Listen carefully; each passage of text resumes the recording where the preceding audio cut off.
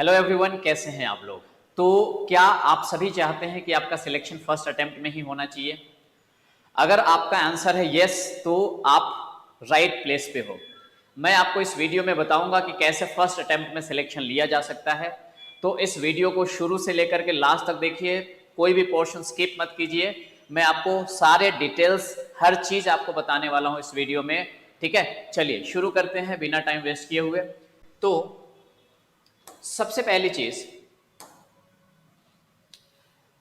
मैं आपको पहले क्लियर कर दूं कि यहां पे जो भी चीजें बताऊंगा उन सारी चीजों को आपको फॉलो करना पड़ेगा। अगर आप प्रॉमिस करते हो मेरे साथ कि वो सारी चीजें आप फॉलो करोगे तो मैं भी आपके साथ प्रॉमिस करता हूं कि आपका सिलेक्शन पहले अटेम्प्ट में ही होगा, है ना। लेकिन पहले अपने आप से प्रॉमिस कीजिए कि जो जो चीजें बताई जाएंगी वो सारी चीजें आप फॉलो करने के लिए रेडी हैं।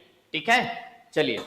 तो सबसे पहले तो मैं चूंकि बेसिक चीजें भी कुछ बता दूं, उसके बाद हम आगे बढ़ेंगे। तो सबसे पहले तो आपको ये जानने की जरूरत है कि आपका एग्जाम पैटर्न क्या होता है। तो एसबीआई क्लर्क की हम स्ट्रेटजी की बात कर रहे हैं, तो इसके लिए सबसे पहले अगर हम एसबीआई क्लर्क की बात कर लें तो एसबीआई क्लर्क के एग्जाम में बेसिकली दो फेज में एग्जाम होता है आपका। पहला फेज होता है उसको बोलते हैं प्रीलिमिनरी, और प्रीलिम्स में पास करने के बाद आप सेकेंड फेज में जाते हैं जिसको बोला जाता है मेंस। ठीक है, प्रीलिम्स में आपके एवरी सेक्शन से इंग्लिश से 30 क्वेश्चन होता है, क्वांट से 35, रीजनिंग से 35। जितने क्वेश्चन होते हैं उतने ही मार्क्स होता है और टोटल 1 आवर का टाइम होता है आपके पास प्रीलिम्स के लिए। प्रीलिम्स के एग्जाम में यहाँ पे एक चीज नोट करने वाली बात यह है कि यहाँ पे सेक्शन वाइज कट ऑफ नहीं बनता है, सेक्शन में पास करने की जरूरत नहीं है ना। अगर आप मैथ्स में वीक हो, मैथ्स में अगर आपको कम मार्क्स भी आ जाता है, लेकिन अगर ओवरऑल स्कोर अच्छा कर रहे हो तो आपका सिलेक्शन होगा। उसके बाद जब प्रीलिम्स आप पास कर जाते हैं तो आप मेंस में आते हैं। दोनों में क्या डिफरेंस होता है? तो प्रीलिम्स एंड मेंस में डिफरेंस ये हुआ कि यहाँ पे जीके नहीं होता है, बैंकिंग अवेयरनेस, जनरल अवेयरनेस नहीं होता है। यहाँ पे ये एक सेक्शन एक्स्ट्रा हो जाता है और यहाँ पे डिफिकल्टी लेवल थोड़ी सी बढ़ जाती है। आगे के स्लाइड्स में मैं ये सारी चीजें आपके साथ डिस्कस करूंगा कि कैसे कैसे क्वेश्चन होते हैं, एग्जाम पैटर्न मीन्स कहां कहां से कितने क्वेश्चन पूछे जाते हैं, कौन कौन से सोर्स है जहां से आपको पढ़ना है, आपको कितना टाइम देना है, ये सारी चीजें मैं आपके साथ डिटेल में डिस्कस करूंगा, है ना। चलिए, अगर हम यहाँ पे मेंस की भी बात कर ले तो मेंस में भी सेक्शन वाइज टाइमिंग होता है, लेकिन यहाँ पे सेक्शनल कट ऑफ नहीं होता है कि किसी भी पार्टिकुलर सेक्शन में अगर आप पास नहीं भी करते हैं, लेकिन अगर ओवरऑल मार्क्स आपका अच्छा होता है तो आप यहाँ पे पास कर जाएंगे। और इसको पास करने के बाद एक थर्ड स्टेज होता है, उसको एलपीटी बोला जाता है, लैंग्वेज प्रोफिशिएंसी टेस्ट, जो सबको देने की जरूरत नहीं होती है। उसके बारे में मैं लास्ट में आपके साथ डिस्कस करूंगा कि ये एलपीटी क्या होता है। ठीक है, चलिए आगे बढ़ते हैं। अब बात कर लेते हैं कि मैंने आपको बताया कि प्रीलिम्स और मेंस ये दो पार्ट होते हैं। तो सबसे पहले बात यहां पे ये होती है कि प्रीलिम्स की आपकी स्ट्रेटेजी क्या क्या होनी चाहिए।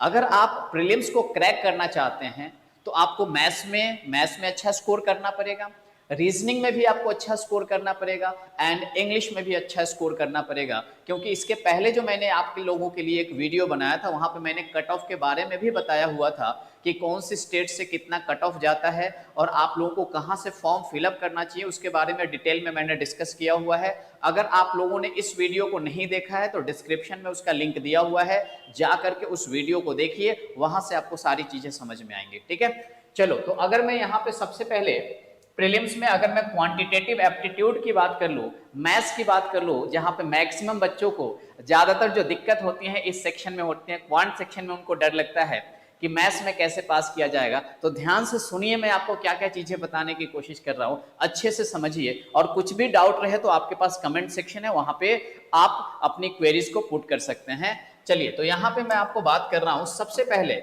बच्चों, अगर आप प्रीलिम्स का एग्जाम पास करना चाहते हैं तो मैथ्स का सेक्शन 3 पार्ट में डिवाइडेड होता है। एक पार्ट होता है, इसको आप बोलते हैं स्पीड मैथ्स, दूसरा पार्ट हो जाता है डेटा इंटरप्रिटेशन, और तीसरा पार्ट होता है अरिथमेटिक सेक्शन। मैथ्स को आप 3 पार्ट में डिवाइड कर सकते हैं। स्पीड मैथ्स का एक पार्ट होता है, दूसरा डेटा इंटरप्रिटेशन हो जाता है, और तीसरा होता है अरिथमेटिक सेक्शन। ठीक है, यहां तक क्लियर है आपको? नाउ अब अगर मैं बात कर लूं यहां पे कि स्पीड मैथ्स, चूंकि अगर आप यहां पे एक बिगिनर हैं जो पहली बार अगर आप एग्जाम देने जा रहे हैं, पहली बार, क्योंकि मैं यहां पे स्टूडेंट को 2 कैटेगरी में रख रहा हूं। एक तो मैं वैसे स्टूडेंट की बात करूंगा जो बिगिनर हैं, जो अभी शुरुआत किए हैं, और एक वैसे स्टूडेंट होंगे जो रिपीटर है, जो ऑलरेडी पहले से चीजें पढ़ रहे हैं, जिनको पहले से आइडिया है। ठीक है, तो अभी मैं बता रहा हूं बिगिनर के लिए, जो लोग अभी शुरुआत कर रहे हैं उनके लिए, अगर उनको पहले से कुछ नहीं पता है तो दोस्तों सबसे पहला काम है आपको स्पीड मैथ्स के ऊपर फोकस करना है। स्पीड मैथ्स की अगर मैं बात कर लूं तो जब आप प्रीलिम्स में जाएंगे, प्रीलिम्स का एग्जाम देंगे, जब मैथ्स सेक्शन की बात करेंगे तो सिंप्लीफिकेशन एक टॉपिक होता है जहां पे 10 से 15 क्वेश्चंस आपके केवल सिंप्लीफिकेशन से पूछे जाते हैं मैथ्स में। एसबीआई क्लर्क की मैं बात कर रहा हूं। नंबर सीरीज से 5 क्वेश्चन पूछे जाते हैं एंड क्वाड्रेटिक इक्वेशन, ये 5 क्वेश्चन पूछा भी जा सकता है, नहीं भी पूछा जा सकता है। मैथ्स का भी मैंने एक डिटेल स्ट्रेटजी बताया हुआ था, उसका भी वीडियो जो होगा, लिंक जो होगा डिस्क्रिप्शन में होगा, वहां पे जाकर के आप क्वांट का डिटेल डिस्क्रिप्शन आप वहां से जाकर के देख सकते हैं, डिटेल स्ट्रेटजी देख सकते हैं। तो ये जो स्पीड मैथ्स का पोर्शन है ये बिगिनर को भी कवर करना है और जो बच्चे रिपीटर है उनको भी कवर करना है। लेकिन ये जो 3 सेक्शन मैंने बताया, ये 3 सेक्शन से मिलाकर के आप इतना समझ लो कि 20 क्वेश्चंस आपको यहां से मिलने वाले हैं। ये जो पार्ट है यहां से आपको मिल जाएंगे 20 क्वेश्चंस। ठीक है दोस्तों, यहां से कितने क्वेश्चंस आपको मिलने वाले हैं? 20 क्वेश्चंस आपको यहां से मिलेंगे। डेटा इंटरप्रिटेशन की अगर मैं बात कर लूं तो ये डेटा इंटरप्रिटेशन का डिफरेंट टाइप्स होते हैं, इसमें से किसी भी एक टाइप से आपसे क्वेश्चन पूछा जा सकता है। जनरली टेबुलर डीआई ज्यादा देखने को मिलता है, तो एक डीआई देखने को मिलेगा और यहां से आपको 5 क्वेश्चन मिलने वाले हैं। तो बेसिकली ये और ये पार्ट मिला करके ही आपके पास कितने क्वेश्चन हो गए? 25 क्वेश्चन। और उसके बाद बचता है आपके पास अरिथमेटिक सेक्शन। अरिथमेटिक सेक्शन से आपके पास 10 क्वेश्चन पूछे जाते हैं, 10 क्वेश्चंस पूछे जाते हैं। अब ये जो 10 क्वेश्चन पूछे जाएंगे तो इसमें से कोई भी टॉपिक आपका हो सकता है, उससे एक एक क्वेश्चन हर टॉपिक से होते हैं। तो बेसिकली सीक्वेंस वाइज ये मैंने आपको टॉपिक रखा हुआ है। तो टोटल 35 क्वेश्चन हो जाते हैं।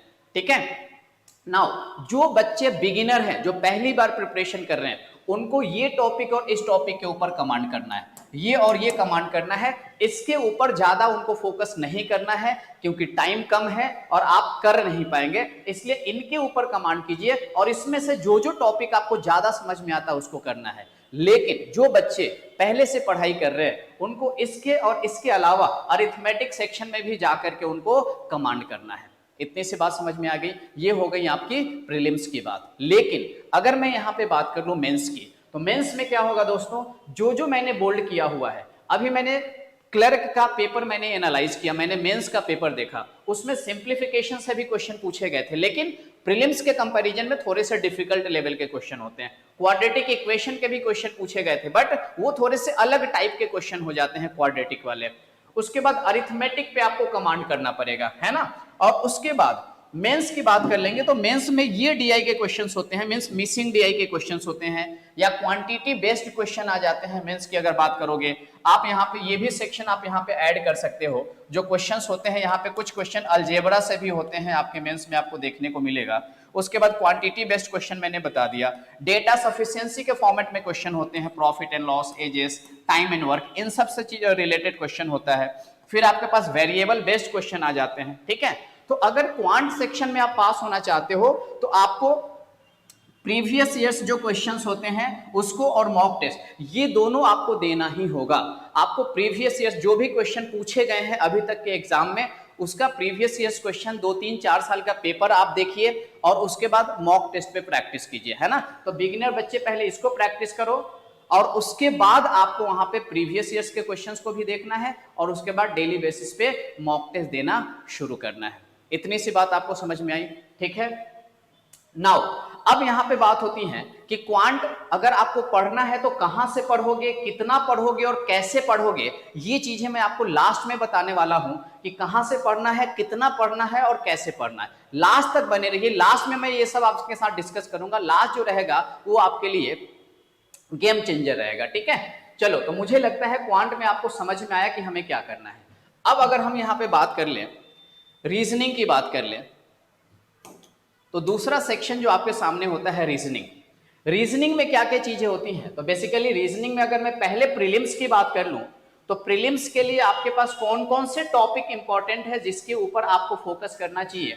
तो प्रीलिम्स के जो टॉपिक होते हैं उसमें आ जाता है आपका, पहले तो अगर मैं मिसलेनियस सेक्शन की बात कर लूं, ये मिसलेनियस सेक्शन में inequality, syllogism, alpha numeric series, pair formation, coding decoding, order ranking, direction distance, blood relation, ये सारे मिसलेनियस में आ जाते हैं। और मिसलेनियस की अगर मैं बात करूं तो बेसिकली आप ये समझ लीजिएगा, यहां से बेसिकली आपको 10 से लेकर के मैक्सिमम 10 से लेकर के 15 क्वेश्चंस आपको यहां से देखने को मिल सकते हैं इस पूरे पार्ट से, है ना। तो मैं सजेस्ट करूंगा जितने भी बिगिनर बच्चे हैं जो शुरू कर रहे हैं, पहले आप जो मैं यहाँ पे मार्क कर रहा हूं इस टॉपिक के ऊपर आप कमांड कर लेना, क्योंकि ये टॉपिक जो होते हैं इजी होते हैं, ये टॉपिक इजी होते हैं और इससे क्वेश्चन पूछे जाते हैं। थोड़ा सा ब्लड रिलेशन डिफिकल्ट हो जाता है, इसमें थोड़े लेंदी कंडीशंस अगर उसने डिफिकल्ट कर दिए तो एग्जाम में आपसे सॉल्व नहीं होता है। अगर उसमें 3 जनरेशंस वाले जब क्वेश्चन पूछ लिए जाते हैं तो फिर वहां पर डिफिकल्ट हो जाता है सॉल्व करना। अदरवाइज ये जितनी चीजें काफी इजी होती है, इसको आप आराम से सॉल्व कर सकते हो। उसके बाद ये जो सेक्शन है सिटिंग अरेंजमेंट एंड पजल, ये काफी इंपॉर्टेंट सेक्शन है। क्वेश्चन यहाँ पे प्रीलिम्स में भी पूछे जाते हैं और मेंस में भी पूछे जाते हैं यहाँ से। अब यहां से प्रीलिम्स और मेंस दोनों में पूछे जाते हैं, तो प्रीलिम्स में जो क्वेश्चंस होते हैं ये थोड़े से इजी लेवल के रहेंगे, ज्यादा डिफिकल्ट नहीं रहेंगे। लेकिन मेंस में जाएंगे तो वही मेंस में क्वेश्चन की डिफिकल्टी लेवल बढ़ जाती है। तो इसलिए जितने भी बच्चे हैं जो बिगिनर है वो तो इनको पहले कमांड करेंगे और उसके बाद इस सेक्शन पे भी आना है और इसके भी क्वेश्चन की उनको प्रैक्टिस करनी है। कहां से करना है, कितना करना है, कैसे करना है, ये हम लास्ट में डिस्कस करेंगे। पहले मैं आपको चीजें बता रहा हूं कि कौन कौन से टॉपिक्स आपके लिए कितना इंपॉर्टेंट है और किसका वेटेज ज्यादा होता है, ठीक है। तो बेसिकली दोस्तों आप यहां से ये बोल सकते हो कि अराउंड यहां से 20 क्वेश्चन के आसपास आपको सिटिंग अरेंजमेंट से देखने को मिलेगा। ये सब उसके टाइप्स हैं, बेसिकली ये टाइप्स होते हैं। टाइप को देख करके डरना नहीं, इसका कॉन्सेप्ट समझ जाएंगे, क्वेश्चन की प्रैक्टिस करने लगेंगे, इसके ऊपर आपका कमांड हो जाएगा। अब अगर मैं मेंस की बात कर लूं कि मेंस में क्या होता है दोस्तों, मेंस में एक पार्ट होता है आपका क्रिटिकल रीजनिंग का। ये जो मैंने लिखा है ये केवल मेंस में पूछे जाते हैं, क्रिटिकल रीजनिंग, जिसमें ये सारे टॉपिक्स होते हैं statement and conclusion, course of action, assumption, argument, cause and effect, decision making. उसके बाद मशीन इनपुट आउटपुट होता है जो मेंस में पूछा जाता है। फिर सिटिंग अरेंजमेंट जो मैंने आपको यहाँ पे बताया वो एडवांस लेवल के क्वेश्चन मेंस में पूछे जाते हैं। फिर आपके coded questions from miscellaneous section, जो मैंने यहाँ पे जो सेक्शन आपके सामने रखा, जैसे इनइक्वालिटी से क्वेश्चन आपके मेंस में भी होगा, बट सिंपल क्वेश्चन नहीं होगा। कैसे क्वेश्चन होंगे, कोडेड के फॉर्मेट में दिया होगा, जैसे a plus B means a is greater than b, a minus B means a is less than b, इस फॉर्मेट में होगा। इसी तरह से सिलॉग के क्वेश्चन कोडेड फॉर्मेट में होंगे जो मेंस में पूछे जाएंगे। जैसे आपको ये लिखा होगा a plus B means all a is b, a minus B means some a or b, इस तरह से क्वेश्चन होते हैं। तो बेसिकली ये मिसलेनियस के जो भी फॉर्म है वो कोडेड के फॉर्म में होकर के आपको कहां पे पूछ लिए जाते हैं, मेंस में पूछ लिए जाते हैं। दोस्तों ये जितनी चीजें बता रहा हूं पहले ये जानना जरूरी है, उसके बाद आप सिलेक्शन कैसे लेंगे ये इसके ऊपर हम आएंगे। तो इसलिए पहले इन चीजों को समझ लो ताकि आपको आइडिया रहे पढ़ना क्या है, कितने मार्क्स के होते हैं, और फिर हम आगे की तरफ बढ़ेंगे और वहां पे हम सारी चीजें फिर बात करेंगे। समझ में आ रही है बात आपको एवरीवन? तो ध्यान से देखने की कोशिश करिए। चलिए आगे बढ़ते हैं। तो ये तो बात हो गई आपकी रीजनिंग सेक्शन की। अब अगर मैं यहां पे बात कर लूं इंग्लिश सेक्शन की, चलिए तो ये है दोस्तों आपका इंग्लिश। अगर यहां पे देखोगे तो पहले प्रीलिम्स और उसके बाद हमने यहां पे मेंस के बारे में मैंने बताया है। प्रीलिम्स में ये सारे टॉपिक्स है। देखो अगर मैं इंग्लिश की बात करूं तो इंग्लिश अगर जिन बच्चों का पहले से स्ट्रांग है तो उनके लिए प्लस पॉइंट है। इंग्लिश में आप नहीं भी पढ़े हो पहले से, लेकिन अगर इंग्लिश पहले से बचपन से आप उस मीडियम से हो, इंग्लिश मीडियम से आपने पढ़ाई किया हुआ है, तो आप बिना पढ़े भी अच्छा स्कोर कर सकते हो। अब कुछ लोगों को लगेगा बिना पढ़े कैसे स्कोर कर सकते हैं, लेकिन मैंने ये नोटिस किया है कि जिन बच्चों का इंग्लिश अच्छा होता है पहले से, वो अगर नहीं भी पढ़े फिर भी अच्छा स्कोर कर लेंगे। हाँ, लेकिन अगर पढ़ते हो तो आपको फॉर्मेट समझ में आ जाता है, टाइप्स ऑफ क्वेश्चन क्या होता है, किस तरह के क्वेश्चन पूछे जाते हैं, सॉल्व कैसे करना है, अप्रोच कैसे करना है। लेकिन मैं बता रहा हूं इंग्लिश अच्छा है तो आप इंग्लिश में as compare to maths reasoning से अच्छा स्कोर कर सकते हो, इंग्लिश अगर आपका बैकग्राउंड है तो, ठीक है। इसमें टॉपिक्स क्या क्या होते हैं आप यहाँ पे देख सकते हो। रीडिंग कॉम्प्रिहेंशन होता है जिससे सबसे ज्यादा क्वेश्चन पूछे जाते हैं बेसिकली।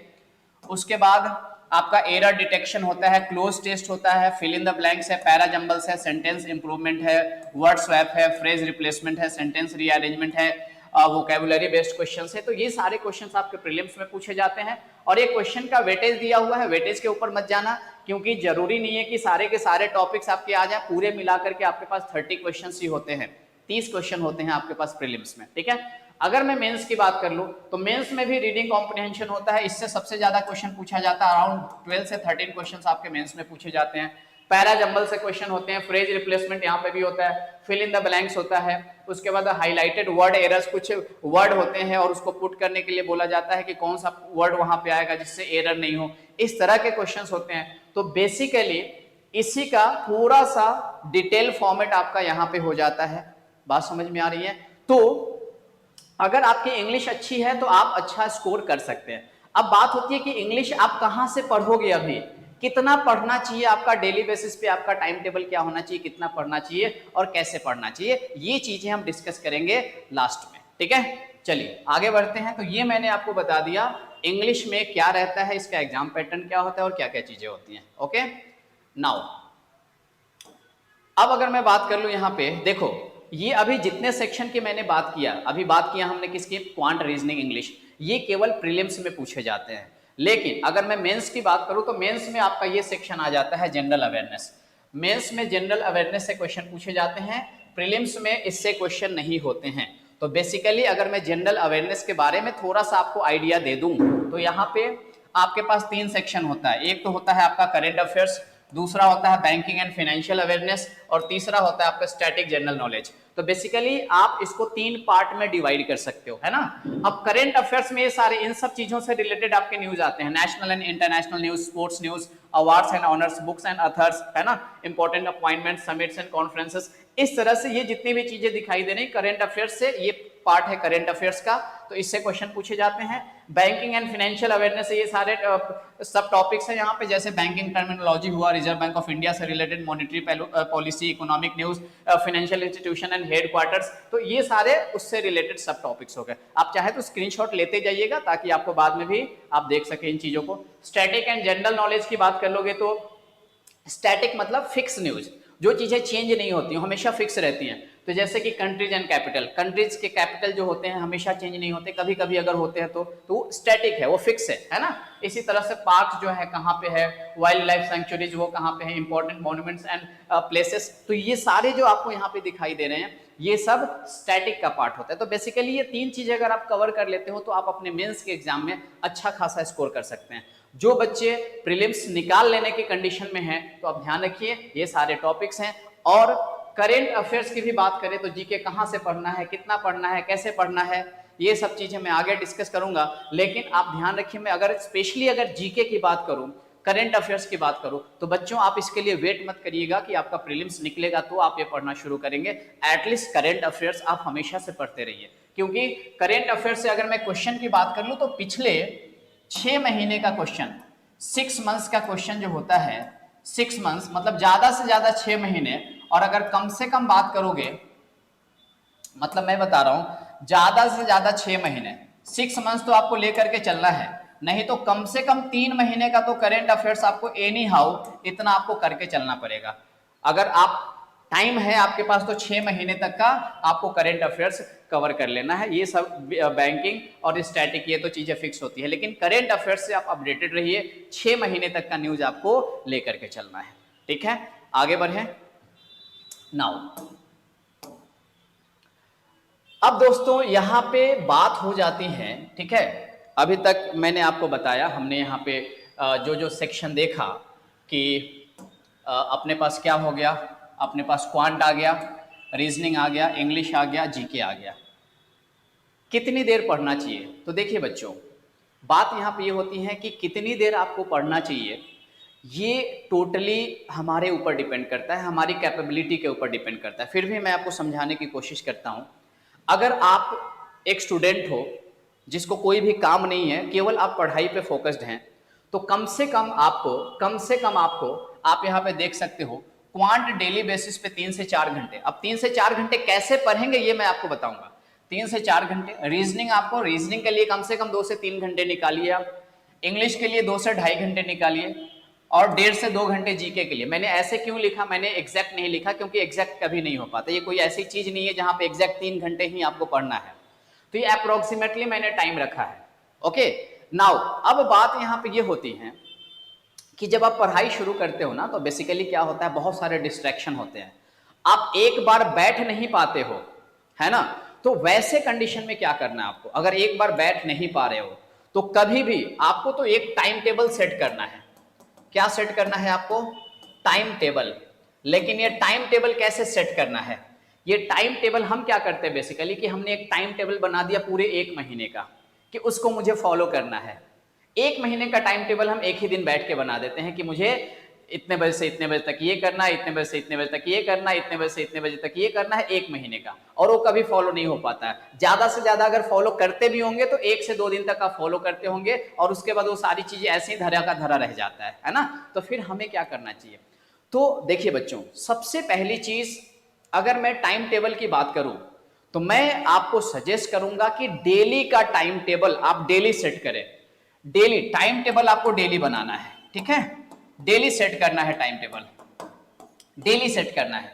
डेली कैसे सेट करना है? अब आप ये सोच रहे होंगे, तो जैसे ही आप सुबह में जगते हैं आप एक डायरी रखिए, उस डायरी में आज दिन भर का आपका क्या प्लान होगा उसको आपको नोट करना है डेली बेसिस पे। डेली बेसिस पे आपको, जैसे आप सुबह में जगे, अब मैंने आपको बता दिया इतना इतना टाइम देना है, तो डेली आप, अब आपको क्वांट में क्या पढ़ना है, अब क्या पढ़ना है उसके लिए मैंने टॉपिक पीछे बता दिया हुआ है, कहां से पढ़ेंगे वो मैं अभी आपको आगे बताऊंगा, ठीक है? लेकिन क्या क्या पढ़ना है वो अभी हम डिस्कस कर चुके हैं।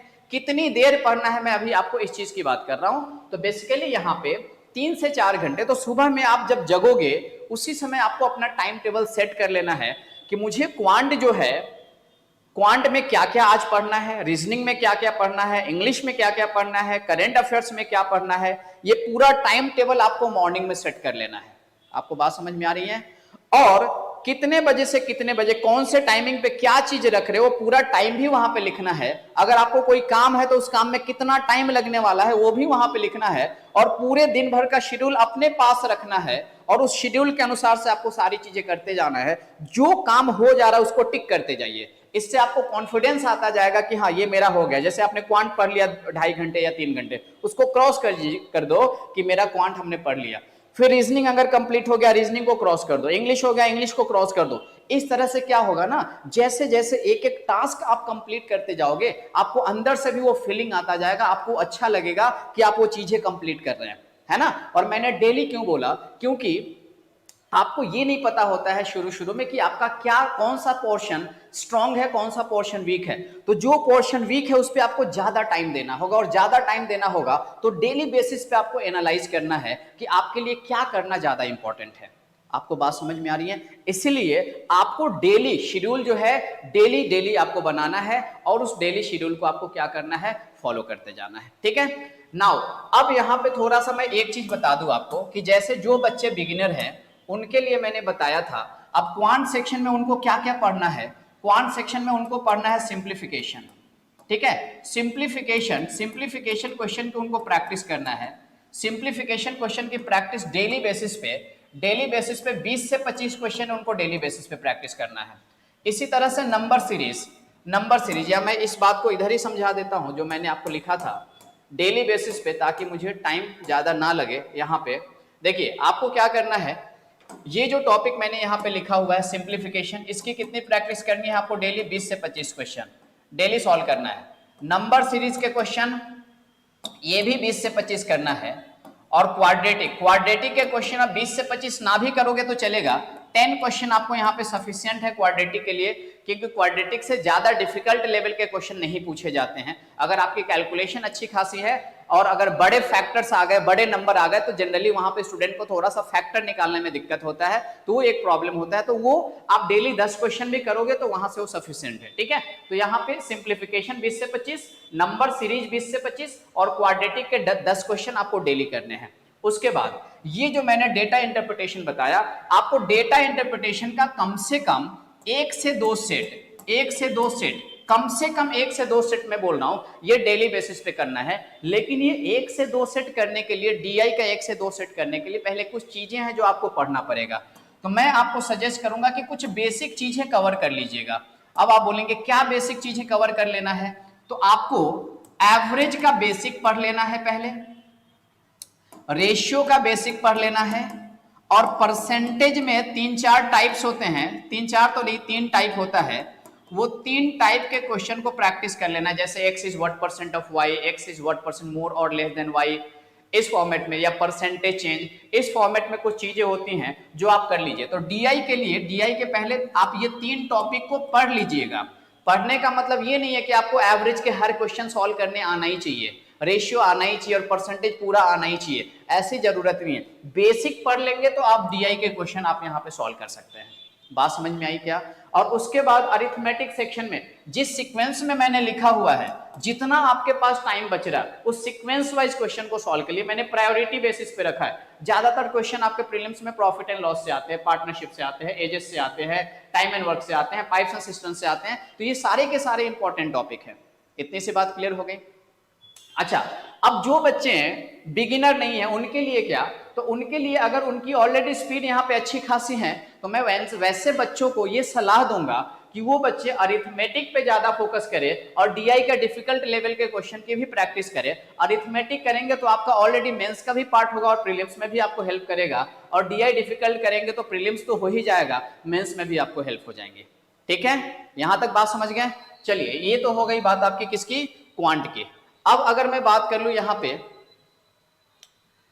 अच्छा, और एक और चीज यहां पे आपको यहां पे सेक्शनल टेस्ट भी देना है और मॉक टेस्ट भी देना है, लास्ट में मैं ये चीज बताता हूं। ठीक है, आ जाइए। अब अगर मैं रीजनिंग की बात कर लूं, रीजनिंग में आपको कैसे पढ़ना है, जो नए बच्चे होंगे रीजनिंग में वो क्या करने वाले हैं, तो रीजनिंग में ये देखो, ये जितने भी टॉपिक्स मैंने बताए हैं ये बेसिक कॉन्सेप्ट्स होते हैं, है ना। तो आप ये सारे टॉपिक्स को आराम से कवर कर सकते हैं। ये सारे टॉपिक्स कॉन्सेप्ट क्लियर कर लोगे और डेली बेसिस पे, मैं चाहूंगा डेली बेसिस पे आप 4 से 5 क्वेश्चन सॉल्व करो, सबके 4 से 5 क्वेश्चन सॉल्व करो डेली। ज्यादा मैं नहीं बोल रहा हूं, 4 से 5 क्वेश्चन डेली भी सॉल्व करोगे ना, सारे टॉपिक के जो रूल्स हैं, जो टेक्निक्स हैं, वो आपके दिमाग में हमेशा रहेगा और आप आराम से एग्जाम में इसके क्वेश्चन सॉल्व कर सकते हो। इनइक्वालिटी 4-5 क्वेश्चन डेली कर लिया, सिलॉग डेली 4-5 क्वेश्चन कर लिया, अल्फा न्यूमेरिक सीरीज डेली कर लिया।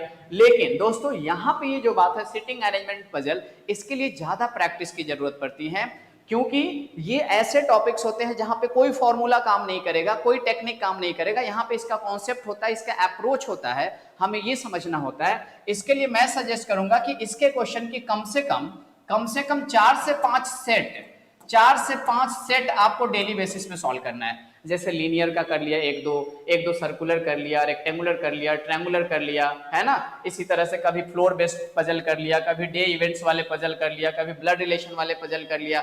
ऐसे आपको डेली बेसिस पे करके 4 से 5 सेट आपको डेली यहां से करना है। ठीक है, उसके बाद ये मेंस वाले क्वेश्चंस होते हैं। ये वाला जो पार्ट है जो बच्चे प्रीलिम्स निकाल सकते हैं, तो मेंस में ऐसे टॉपिक है जिसको एग्जाम में आपको नहीं छोड़ना है। इसके लिए बेसिकली थोड़ी सी आपकी अंडरस्टैंडिंग होनी चाहिए, आपको इंग्लिश समझ में आना चाहिए, हिंदी समझ में आना चाहिए। चीजों की अगर समझ होंगी तो ये ऐसे टॉपिक्स हैं जो कि एग्जाम में तो आपको बिल्कुल छोड़ना ही नहीं है। हालांकि आपको यहाँ पे श्योरिटी नहीं होता है कि जो सॉल्व कर रहे हो आंसर सही होगा कि गलत होगा, फिर भी मैं चाहूंगा कि ये सारे क्वेश्चन आपको एग्जाम में अटेम्प्ट करना है।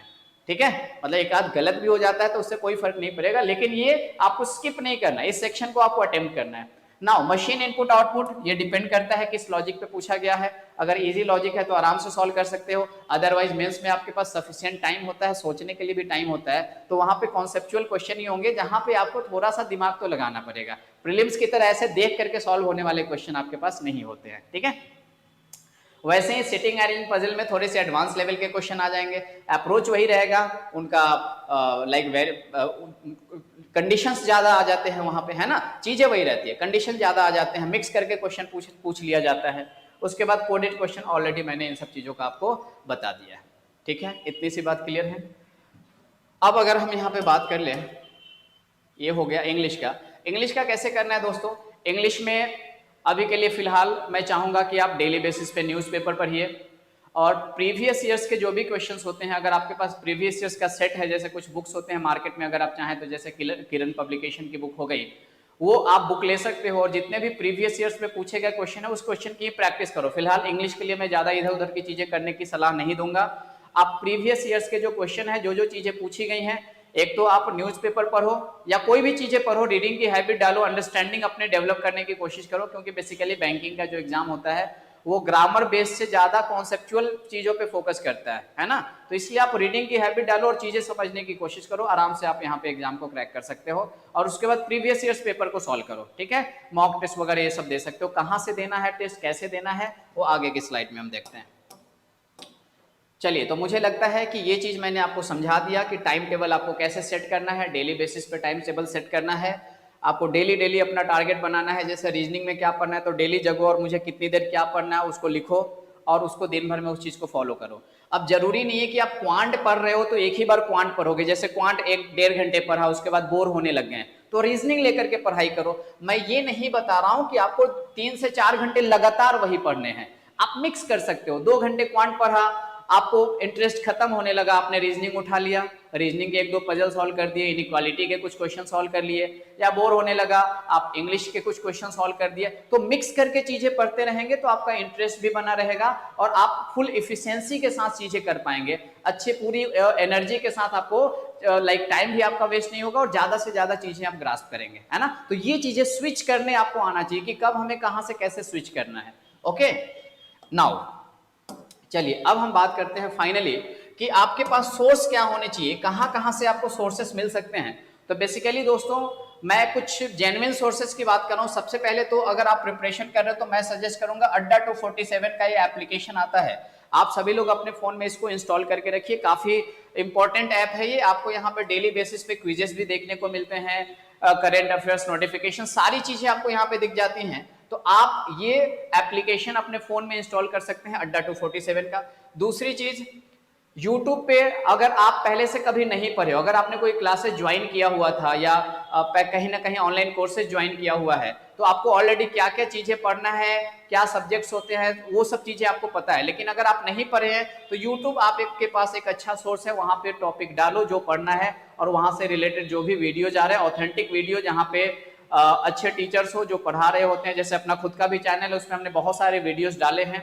अपने चैनल पे जाओगे, प्लेलिस्ट में जाओगे तो वहां पे आपको अभी ज्यादा तो वीडियो नहीं बनाया हुआ है, बट हाँ डेटा इंटरप्रिटेशन का वीडियो आपको दिख जाएगा, सिंप्लीफिकेशन के वीडियो आपको दिख जाएंगे, शॉर्टकट में कैलकुलेशन कैसे करना है इन सब का वीडियोज आपको दिख जाएगा। तो प्लेलिस्ट में जाकर के वो सारी चीजें जरूर देखिएगा।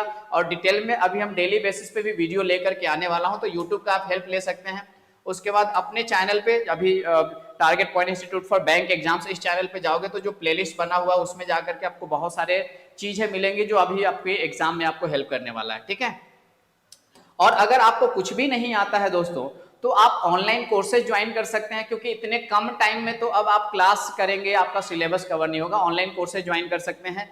अगर आपको ऑनलाइन कोर्सेज ज्वाइन करना होगा तो आप हमसे कांटेक्ट कर सकते हैं, हम ऑनलाइन कोर्सेज भी प्रोवाइड करते हैं, हमारी कोचिंग भी चलती है। मुझे ऑलरेडी 10+ ईयर्स का एक्सपीरियंस है, मैंने ऑलरेडी ट्रेनिंग भी लिया हुआ है, SBI IBPS की तरफ से प्री एग्जामिनेशन ट्रेनिंग लेता हूं मैं, है ना। तो मुझे एक्सपीरियंस है कि बच्चों को कैसे पढ़ाना होता है। बहुत सारे स्टूडेंट हमारे सिलेक्टेड है, हजारों स्टूडेंट अभी अलग अलग जगह पे जॉब कर रहे हैं बैंकिंग सेक्टर में। तो आप कोर्सेज ज्वाइन कर सकते हैं। मैं आपको ये नहीं बोल रहा हूँ आप हमारा कोर्स ज्वाइन कीजिए, आप कहीं पे भी आप कर सकते हैं। लेकिन जितनी भी चीजें मैंने आपको बताया इन सब चीजों को ध्यान में रख करके अगर आप पढ़ाई कर रहे हैं तो मैं श्योरिटी के साथ बोलता हूं कि फर्स्ट अटेम्प्ट में भी सिलेक्शन लिया जा सकता है।